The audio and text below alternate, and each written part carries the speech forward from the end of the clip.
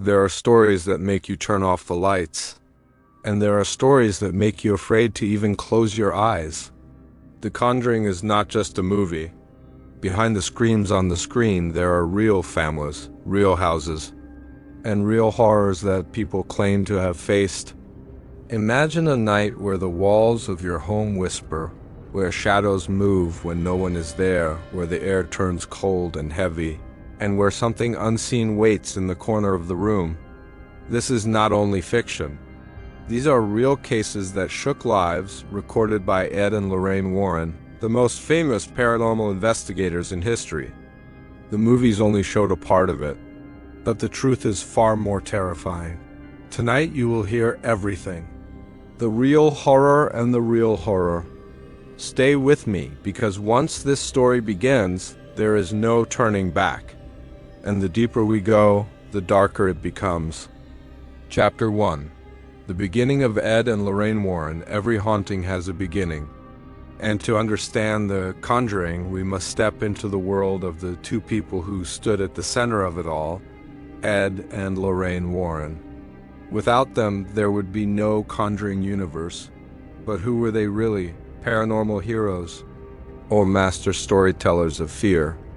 Ed Warren was born in 1926 in Bridgeport, Connecticut. From the outside, his childhood seemed ordinary. But he claimed something was different about his home. He said that as a child, he saw strange lights and shadows moving in the dark corners of his house. He told stories of hearing voices when no one was there, of seeing a figure standing in the closet at night, watching him silently. Imagine being a child, lying in bed, too afraid to move, because you believe something is inside your room that does not belong to this world. For Ed, fear was not a movie, it was home. Lorraine Warren was born in 1927. Unlike Ed, her gift or curse was not shadows, but visions. From an early age, she claimed she could see things other people could not. She described herself as a clairvoyant, someone who could sense energies and glimpse into the supernatural. As a little girl, Lorraine said she could see lights around people, auras that revealed their emotions and even their fates. At first, she thought everyone could see them. But when she realized she was different, she learned to stay quiet. Imagine being a child who sees glowing shapes around your teachers, your friends, even strangers on the street, and you cannot tell anyone because they will think you are crazy. Two children, one haunted by shadows, one touched by visions. It feels almost like destiny that they would find each other. They met as teenagers in Bridgeport. Ed was working in a theater as an usher, and Lorraine went there often. Ed was drawn to her calmness, and Lorraine was drawn to his seriousness. Soon their friendship turned to love. They married in 1945, just after Ed returned from serving in the Navy during World War II. But even after the war, another kind of battle was waiting for them, a battle not against men, but against the unknown. In the early years of their marriage, Ed studied art. He loved painting, and together with Lorraine, he painted haunted houses and sold them for money. But what is important is this. Ed and Lorraine did not just paint houses. They started investigating them. Whenever they heard of a house said to be haunted, Ed would paint it, then knock on the door. Lorraine would join him, and slowly they began to speak with families who claimed their homes were tormented by spirits. This was the beginning of their life's work. They did not start as famous demonologists. They started as curious visitors, two young people trying to prove whether the shadows and voices Ed remembered from his childhood were real. As the years passed, their work grew. Ed called himself a demonologist, one of the only ones in America at that time. Lorraine became his partner, using her visions to sense the presence of spirits. Together, they claimed to have investigated over 10,000 cases of hauntings, possessions, and curses across the United States and beyond. But this is where the line between real horror begins to blur. To their supporters, the Warrens were saviors, helping terrified families when no one else believed them. To their critics, they were storytellers, skilled at turning fear into fame. And in the middle of this debate stand the cases that inspired The Conjuring. Their first widely known case was the haunting of a family in Harrisville, Rhode Island, the Perron family. It was the 1970s, and what began as a quiet move into a countryside farmhouse soon turned into one of the most terrifying hauntings America had ever heard. This story would later become the foundation of the Conjuring film that shocked audiences worldwide. But before we enter that farmhouse, let us remember, when you hear the screams in the movie, you are hearing echoes of the Perron family's nights. When you see shadows on the screen, you are watching reflections of what they claim to have lived. And when you sit back in the safety of your home, they were living in a place they no longer believed was safe. The Warrens had prepared their whole lives for moments like this. Ed, haunted since childhood. Lorraine, gifted with visions. Together, they were about to face a house where history, tragedy, and evil had left a mark so deep that it would never fade. And this is where the line between real horror begins to tremble. Chapter 2. The Perron family haunting. It was the winter of 1971 when Roger and Carolyn Perron moved into a large, old farmhouse in Harrisville, Rhode Island. For them, it was supposed to be a dream. A quiet countryside home, filled with history, surrounded by nature. The perfect place to raise their 5 daughters, Andrea, Nancy, Christine, Cindy, and April. But sometimes history does not stay buried. Sometimes the past waits patiently for new souls to enter its walls. At first, the Perron family thought they had found a peaceful escape. But very soon, strange things began to happen. Small at first. So small you might dismiss them. A broom would disappear, then reappear somewhere else. Objects would move when no one was near. Carolyn began noticing piles of dirt on the floor, even after she had just cleaned. The girls whispered about hearing strange sounds at night, knocks, whispers, the creak of footsteps on wooden floors when everyone was asleep. It could have been dismissed as imagination, the settling of an old house, but then the presence began to show itself. Andrea Perron, the eldest daughter, later wrote in her memoirs that from the very first day, they were never alone in that house.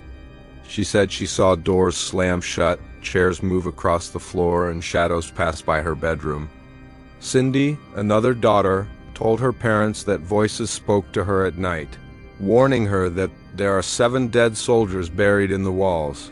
Imagine being a child, hearing such words in the darkness of your own bedroom. The most terrifying experiences, however, happened to Carolyn, the mother. She would feel sharp pains, as if an unseen force had pierced her flesh. She said she felt her body being touched when no one was there. One night, she woke to see a figure standing at the side of her bed, an old woman with a twisted face glaring at her. The figure then vanished, but the fear remained. The Perrons tried to live with it. They tried to stay strong. But as weeks turned into months, the activity grew darker, stronger, more violent. Neighbors later told them that the house had a long and troubled history. Built in the 18th century, it had seen death, suicides, and tragedy. One name stood out: Bathsheba Sherman. She was a woman who lived in the area in the 1800s, rumored to be a witch, accused of sacrificing an infant to the devil. Though never convicted, the legend of Bathsheba haunted the land. And according to the Perrons, her spirit had never left. The family believed Bathsheba was targeting Carolyn. Andrea Perron recalled nights when her mother would be thrown to the ground, her body contorting in unnatural ways, her face twisted in pain as if something invisible had taken control of her. The children would scream. Their father would try to help, but no one could fight what they could not see. By 1974, the Perrons were desperate. That was when they reached out to Ed and Lorraine Warren. When the Warrens first entered the Harrisville farmhouse, Lorraine said she immediately felt a darkness unlike anything she had sensed before. She believed Bathsheba's spirit was indeed present, jealous of Carolyn as the lady of the house, and determined to drive her out, or worse, to take her soul. Ed Warren documented the events. They claimed the farmhouse was infested with spirits, some harmless, some playful, but one spirit was violent and cruel, Bathsheba.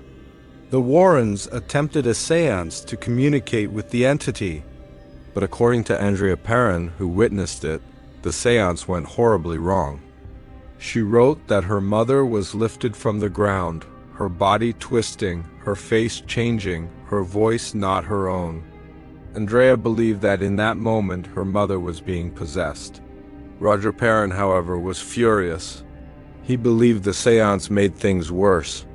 He demanded the Warrens leave, fearing that their presence had escalated the haunting.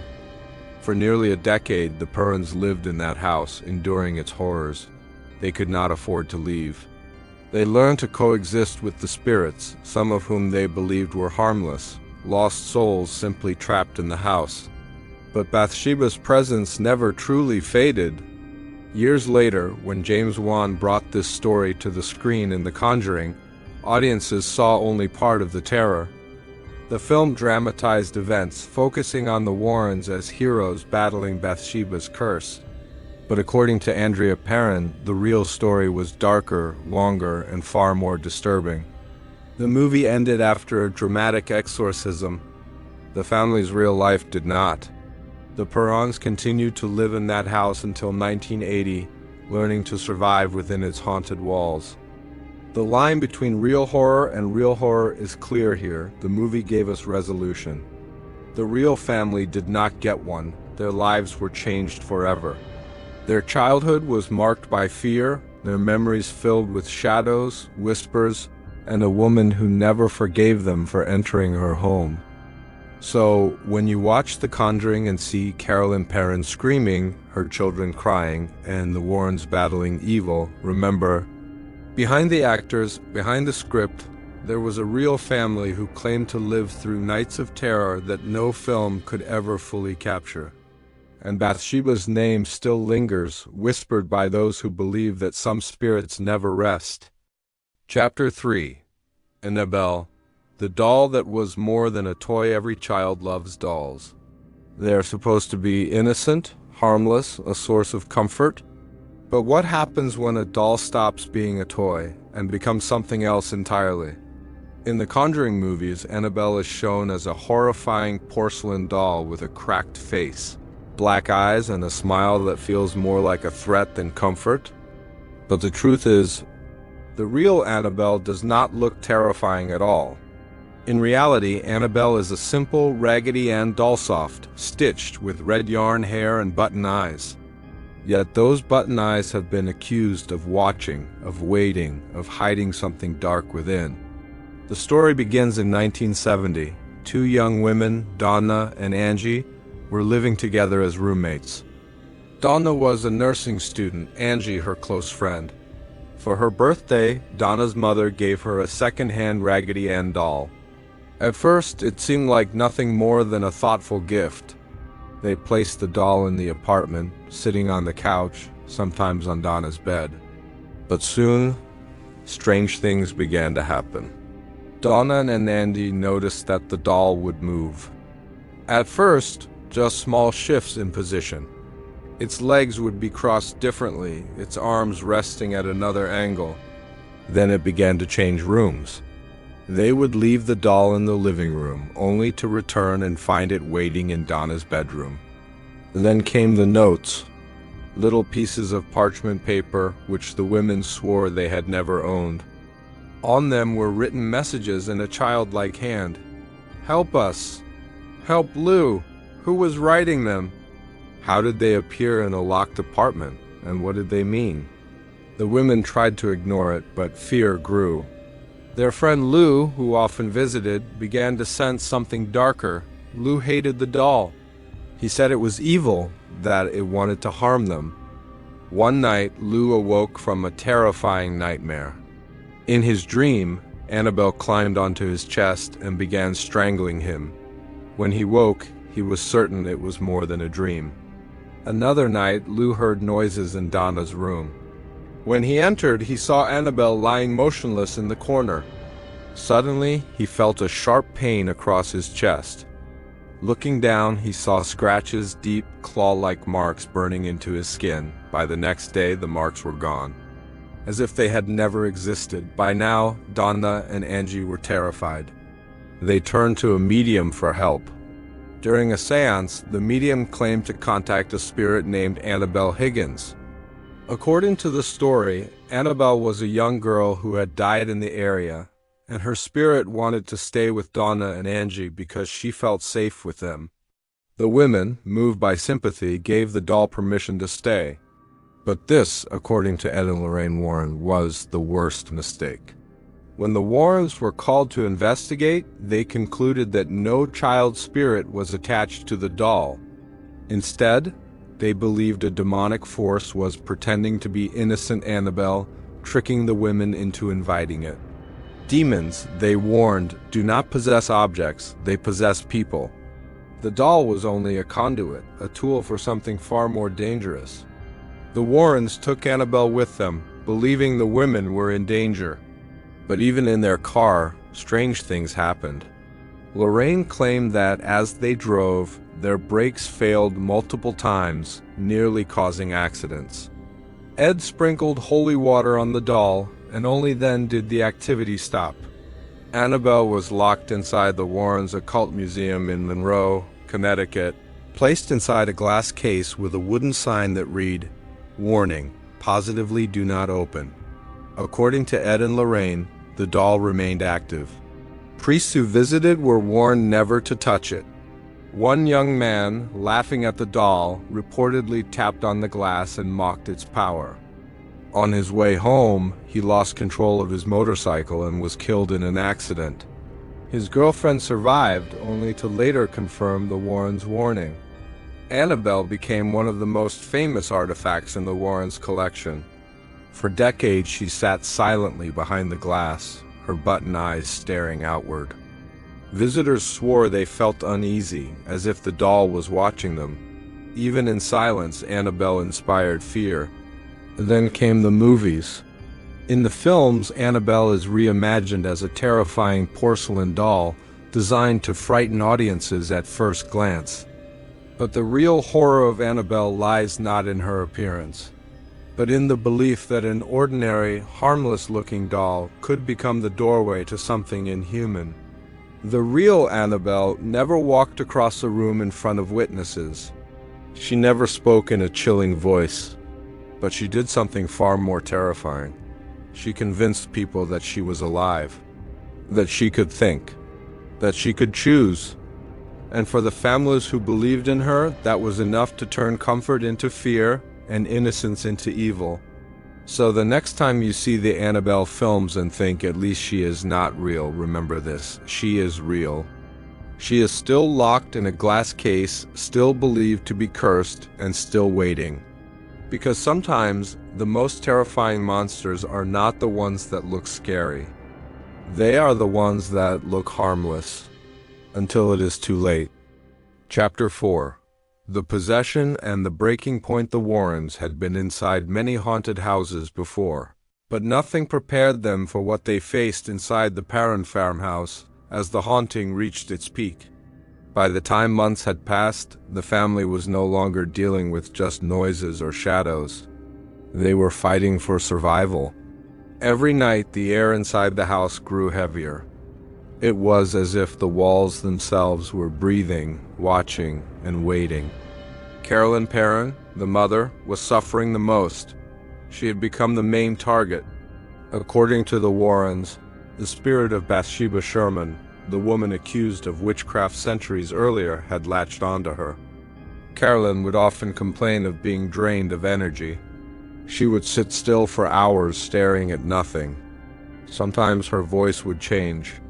Sometimes her body would grow cold even when the fire was burning in the room. The children began to notice that their mother was not herself anymore. Andrea, the eldest daughter, later wrote in her memoir that she once saw her mother's body twist unnaturally during the night, as if an unseen force was trying to control her. One of the younger daughters woke up screaming, saying she saw a woman with a broken neck hovering near their mother's bed. The Warrens decided that it was time to attempt something dangerous, a seance. It was not exactly an exorcism, but it was meant to make the spirit reveal itself. The night they gathered in the living room, the atmosphere turned violent. Lorraine described it as one of the most terrifying nights of her career. As the seance began, Carolyn screamed. Her chair was lifted into the air and thrown across the room. The family watched in horror as Carolyn's body contorted, her voice echoing in a guttural tone that did not sound human. The Warrens tried to maintain control, but Andrea later admitted that the children were terrified, hiding and crying as they thought they might lose their mother forever. Then suddenly, Carolyn collapsed. When she regained consciousness, she had no memory of what had happened. The seance ended, but the danger had not. The Warrens left the house shaken, warning the Perrons that the entity was strong and that the family must be careful. This horrifying night became one of the most famous moments in the Perron haunting, and it later inspired some of the most dramatic scenes in the Conjuring movie. But in real life, the Perron family's suffering did not end quickly. They continued to live in that farmhouse for nearly 10 years, trapped in fear, unable to escape financially, always hoping the dark presence would one day leave them. The difference between real and real became clear. In the movie, the Warrens saved the day with a dramatic exorcism. In reality, the family lived with the haunting far longer than anyone could imagine, surviving each night as if it were a battle. Chapter 5. Annabelle and the Enfield Poltergeist. Beyond the farmhouse, when the Perron case finally faded into history, Ed and Lorraine Warren did not return to an ordinary life. For them, there was no such thing as peace. One case would end, but another would always be waiting, like a shadow that followed them everywhere. The first shadow came in the form of a doll. At first glance, Annabelle was nothing more than a large Raggedy Ann doll with button eyes and a stitched smile. But behind that innocent face lay one of the most disturbing cases the Warrens ever handled. Two young nurses had received the doll as a gift, but soon they began to notice strange behavior. The doll would move from room to room when no one was watching. It would leave notes written in childlike handwriting, notes that read things like, "Help me." At first, the women believed it was a playful spirit of a child. But soon the playfulness turned sinister. One night, a male friend staying with them claimed he woke up to find the doll trying to strangle him. Terrified, the women contacted the Warrens. After investigating, Ed and Lorraine concluded that the doll itself was not possessed. Instead, it was being used as a vessel by a demonic spirit. This was not a child's ghost at all. It was something darker, something using the doll as bait to invite itself into the women's lives. The Warrens took the doll with them, sealing it inside their infamous occult museum. Even then, Annabelle was said to move inside her glass case, and Ed would warn visitors, "Do not touch the glass. Do not underestimate her." Years later, a man who mocked Annabelle at the museum reportedly died in a motorcycle crash on his way home. Coincidence or curse? That is the question that still chills people to this day. But Annabelle was not the only case that haunted the Warrens in the years after the Perron family. In 1977, they traveled to England to investigate what would become one of the most famous hauntings of the century, the Enfield Poltergeist. A single mother named Peggy Hodgson lived in a small council house in Enfield with her 4 children. The haunting began in the most ordinary way. Children claiming their beds were shaking, toys moving on their own, knocking sounds on the walls. But soon it escalated into something the entire neighborhood could not ignore. Furniture slid across rooms. Heavy dressers tipped over. The children were thrown from their beds. And most terrifying of all, 11-year-old Janet Hodgson was often caught in what appeared to be states of possession. Witnesses, including reporters and police officers, claimed to have heard Janet speaking in a deep, gravelly male voice, claiming to be the ghost of a man who once lived in the house. Photographs taken at the time showed Janet seemingly levitating in mid-air. Skeptics argued she was jumping, faking the events for attention. But believers, including the Warrens, insisted that no child could fake such violent activity for so long. Lorraine later admitted that the Enfield case shook her deeply. The air inside that house felt thick with darkness. For her, this was no prank. She believed the family was truly tormented by forces beyond human understanding. The movies dramatized these events, of course. The Conjuring 2 turned the Enfield haunting into a supernatural war between good and evil, with the demonic nun Valak revealed as the puppet master. But in real life, the story was far messier. Some investigators believe Janet occasionally faked certain events. Others believe the haunting was genuine but misunderstood. And that is the difference between real and real once again. In the movie, the horror is tied neatly together, given a villain, given a climax. But in reality, the haunting left behind only questions that still echo in that small Enfield house to this very day. Chapter 6, Heroes or Hoax? The debate around the Warrens by the late 1970s and 1980s, Ed and Lorraine Warren had become household names in the world of paranormal investigation. For many, they were fearless warriors of faith, fighting against demons when no one else dared. Families called them when priests could not help, when the police had no answers, when science failed. To their supporters, the Warrens were protectors against the darkness. But not everyone believed their stories. In fact, as their fame grew, so did the criticism. Skeptics began to ask tough questions. Were the Warrens uncovering the truth about the supernatural, or were they skilled storytellers creating legends that people wanted to believe? Take the Perron case. The Conjuring movie ends with the Warrens performing a dramatic exorcism and saving the family. But in reality, the Perrons lived in that farmhouse for nearly a decade after the Warrens left. Some critics said if the Warrens truly had the power to end the haunting, why did the family continue to suffer? Was it evidence of the limits of their abilities, or proof that the story was more complicated than the movies suggested? Then there was the case of Annabelle. While the Warrens insisted the doll was a vessel for a demonic entity, skeptics argued it was nothing more than superstition. After all, it was a regular Raggedy Ann doll mass-produced in factories.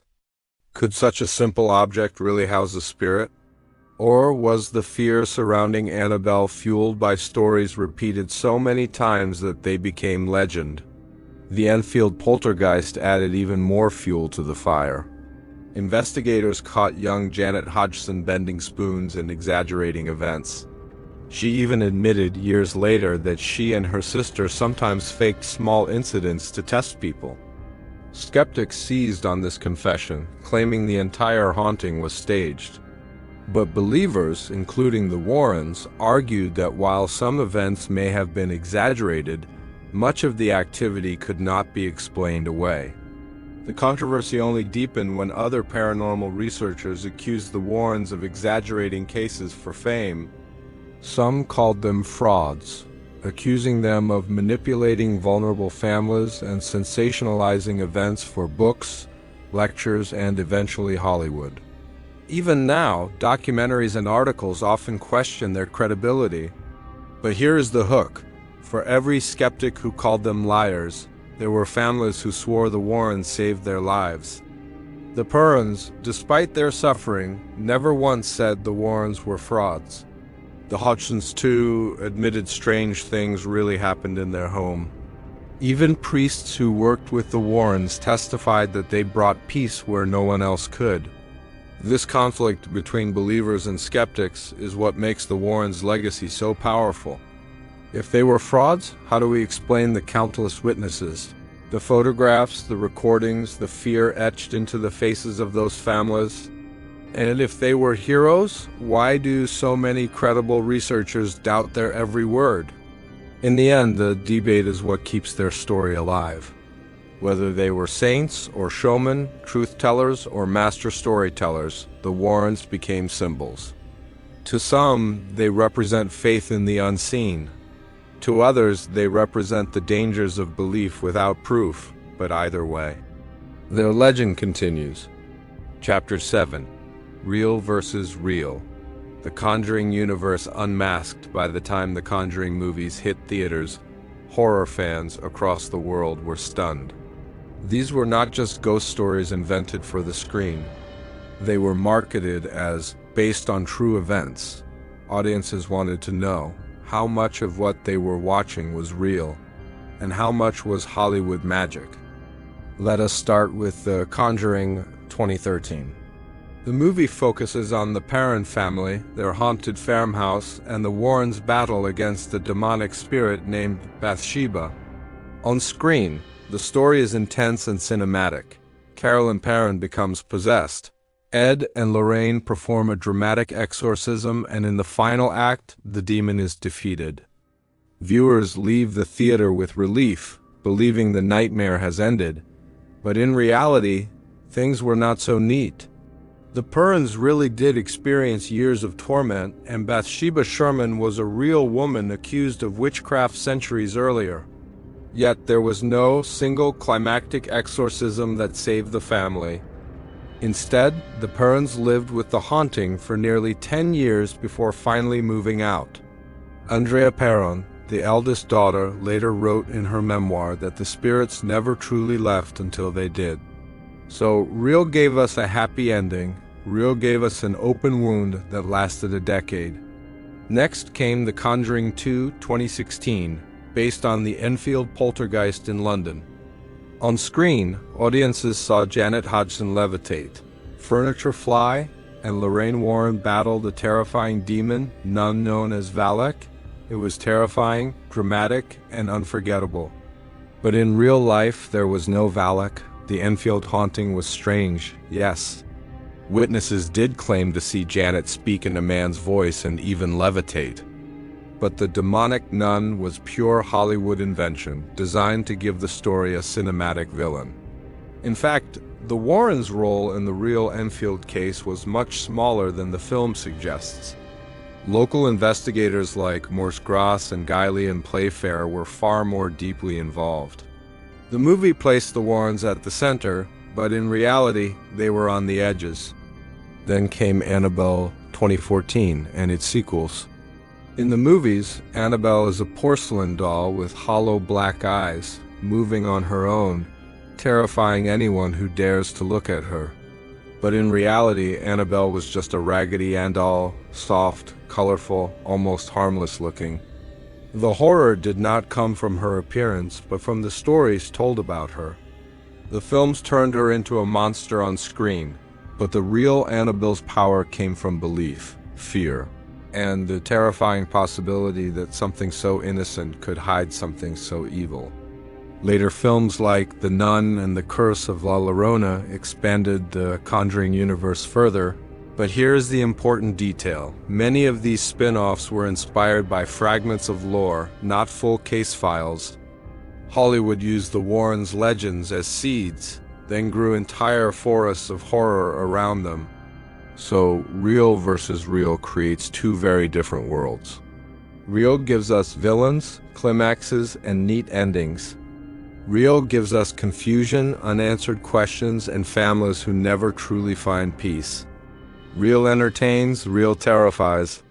Because in real life, there is no closing scene, no rolling credits. The shadows simply continue. And maybe that is why audiences keep coming back. Deep down, they know that what scares them in theaters is nothing compared to what really happened. Behind closed doors, in dark rooms, and families that still whisper about what they saw but cannot explain. Chapter 8. Why do we fear and yet love The Conjuring?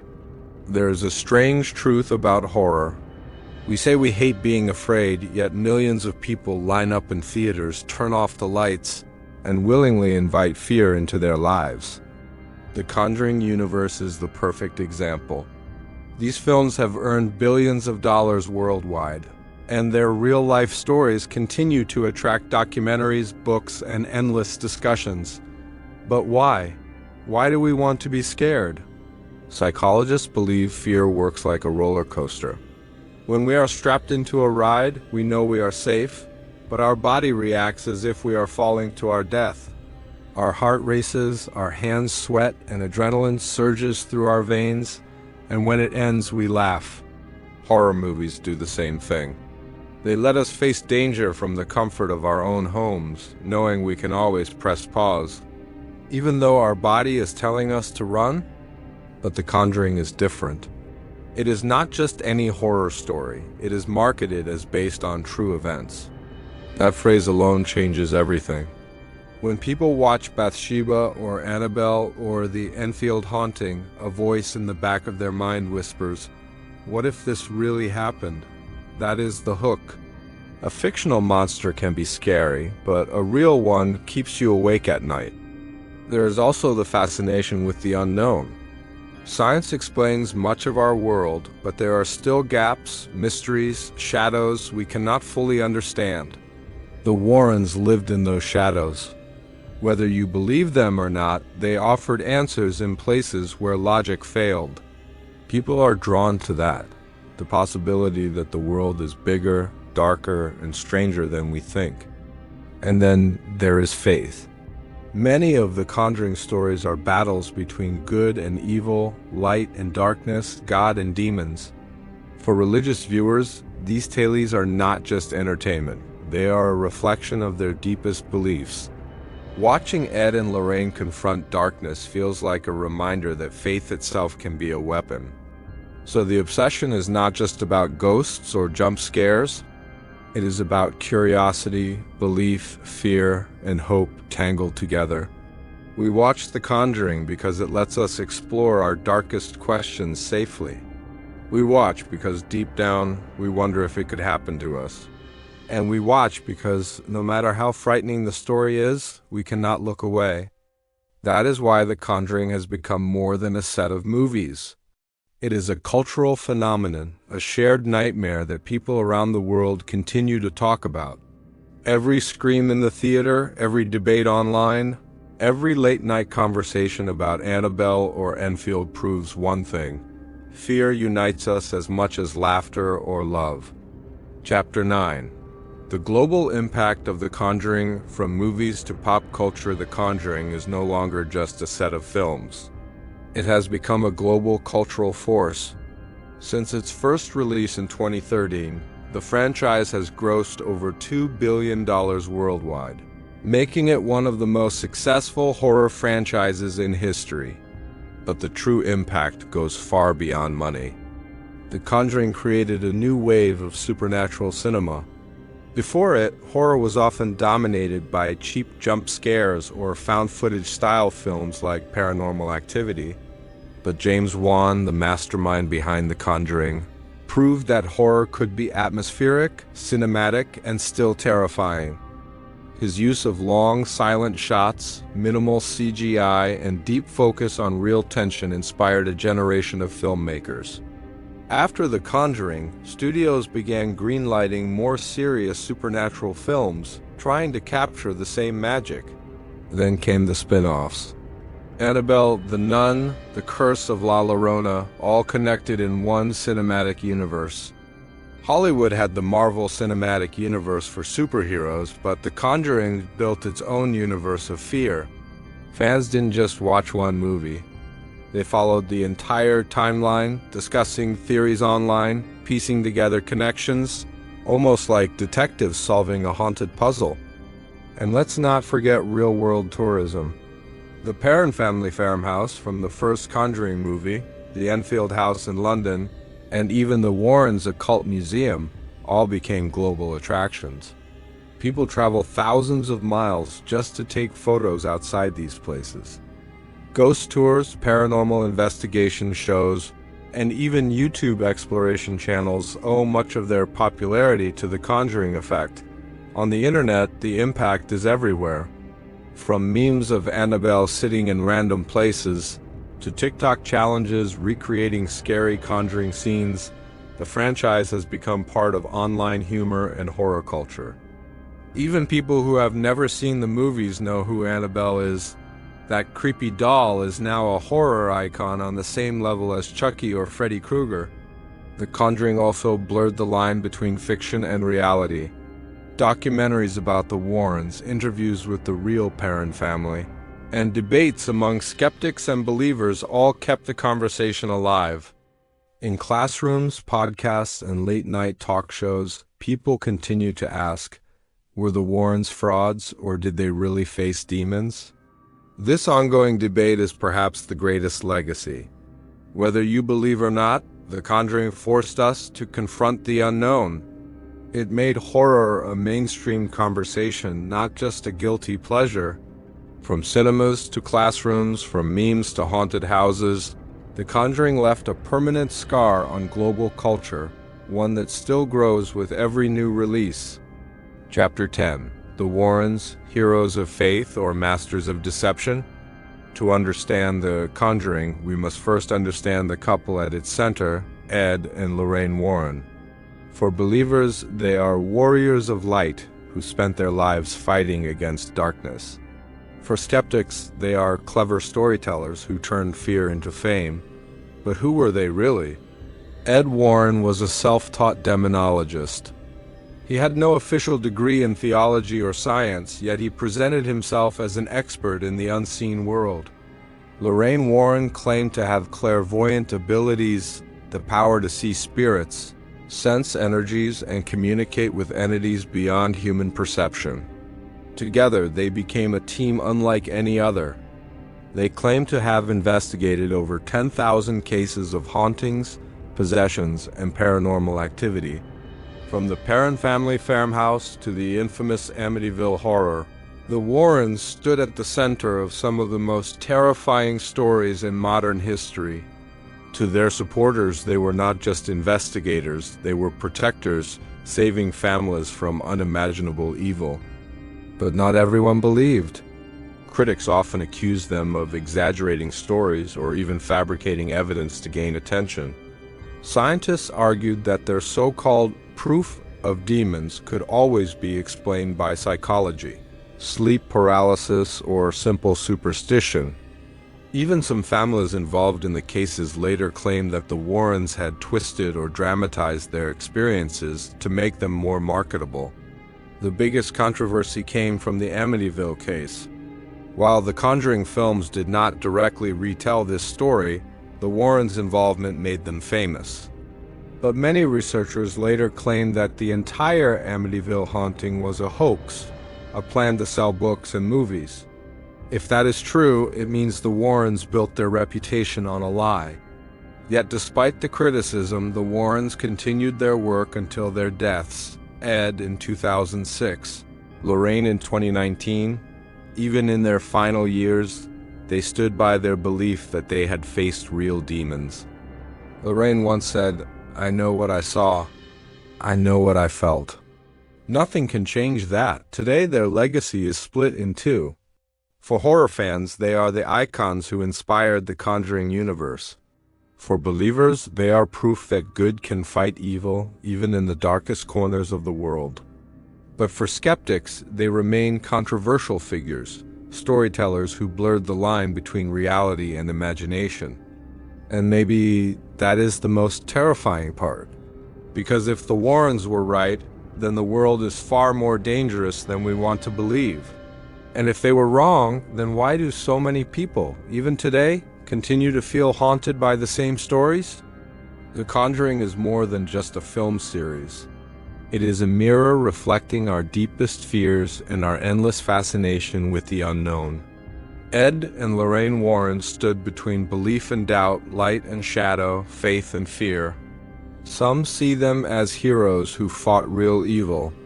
Others see them as storytellers who blurred the line between truth and imagination. But one thing is certain, their stories continue to haunt us.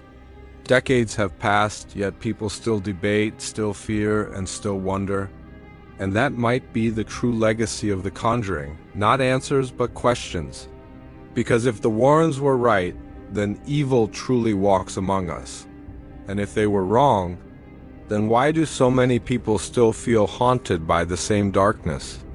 So I will leave you with this question. Do you believe The Conjuring is real or just real? If you enjoyed this journey, do not forget to like this video, subscribe to the channel, and share your thoughts in the comments. Tell us which story, which haunting, or which character should we explore next? Your answer might just become our next documentary. Now you know the truth. You have seen how the Conjuring movies were born from shadows of real horror, how families were haunted, how lives were torn apart, and how fear was passed down from the real world into the real world. But remember, the story does not end here. The Warrens' files are filled with many more cases, more curses, more spirits, and more secrets that have never been shown on screen. The question is, do you really want to hear them? Tell me in the comments whose story should we uncover next. Do you want to dive into Annabelle's curse, the mystery of the Enfield Poltergeist, or the terrifying Amityville haunting? Your choice will decide our next journey into the darkness. If you felt the fear, if you walked with me through this night of shadows, then do not forget to like this video, subscribe to the channel, and share it with those who dare to listen. Because here, the haunting never ends. Every story is real, and every nightmare is just the beginning.